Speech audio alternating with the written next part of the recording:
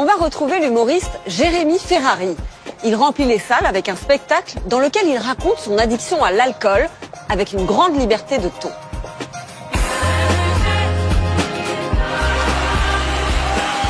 Bonsoir Paris! Donc vous l'avez compris, ce spectacle n'est pas un spectacle de dénonciation, c'est un spectacle de vengeance personnelle. Vous tapez homéopathie à vie dans Google. Sur scène, Jérémy Ferrari évoque son alcoolisme, ses troubles psychiatriques et sa tentative de suicide il y a 7 ans. Moi, mon suicide, il était à la hauteur de mon nouveau statut social. C'était en plein mois de mai, temps magnifique, en pleine tournée à succès. J'étais au dernier étage d'un hôtel de ouf. Hôtel, d'ailleurs, qui n'a pas souhaité être cité. Parce que quand j'ai écrit ce spectacle, moi, je suis allé les voir. Je leur ai dit, comme j'ai fait une tentative de suicide dans votre hôtel et que je vais le raconter partout, montons un partenariat. Vous buviez beaucoup, vraiment beaucoup, à l'époque où vous buviez? Énormément. À partir du moment où j'ai bu mon premier verre d'alcool, je devais avoir, 14 ans, 15 ans à peu près, j'ai eu envie de boire chaque minute de ma vie. J'ai maîtrisé cette consommation pendant pas mal d'années. J'ai réussi à la tenir, à la garder, à la maîtriser dans le sens où j'arrivais à pas boire tous les jours. Je savais que j'avais un problème d'alcool. Très jeune, j'ai compris et j'ai senti que j'avais un souci avec ça. Et puis, le jour où j'ai accepté l'alcool dans ma vie tous les jours, je me suis autorisé cela.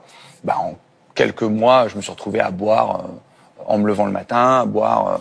alors moi je buvais du rosé, me demandez pourquoi, j'en sais rien. En réalité je pouvais boire ce que je voulais, mais c'est juste que le rosé, ça passait mieux, je mettais de la glace dedans, enfin voilà. Je buvais 5-6 bouteilles de rosé par jour sans aucun problème. Si vous commencez à boire le matin, que vous buvez le midi, que vous faites une petite pause d'après-midi et que vous faites la fête le soir, 6 bouteilles, c'est malheureusement assez facile.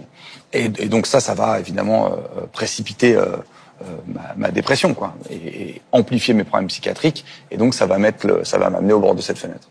Aujourd'hui, de ce côté-là, vous allez mieux? J'ai arrêté ma consommation totalement, parce que quand on a un vrai problème d'addiction, on ne sait pas soigner.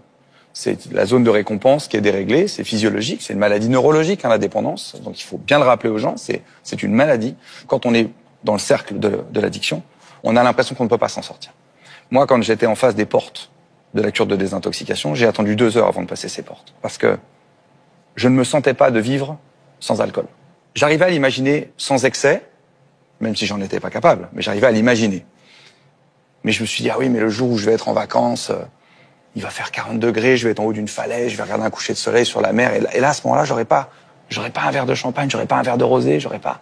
Et les moments où je vais être avec des amis, à Nouvel An, à Noël, où je vais avoir une bonne nouvelle, je vais pas ouvrir une bouteille de champagne, je vivrai plus ces moments où des fois à midi, sur un coup de folie, on ouvre tous du champagne, et puis on est un peu pompette à 13h. Je vivrai plus ça, alors. Et finalement, j'ai poussé les portes de cette cure de désintoxication, et on peut vivre sans.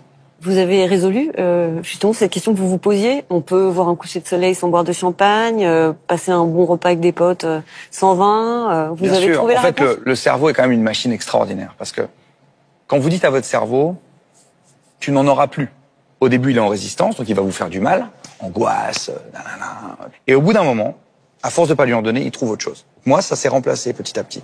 Et par exemple, je suis parti courir un soir, et puis il y a un ciel magnifique, vous savez, ces ciels incroyables où les nuages sont transparents, ils deviennent roses à la tombée du jour et tout. Et donc je me retrouve en dessous d'un ciel rose, en train de courir, j'ai de la musique dans les oreilles, je me sens hyper bien, quoi. Je me sens fort, je me sens heureux, je me sens hyper bien.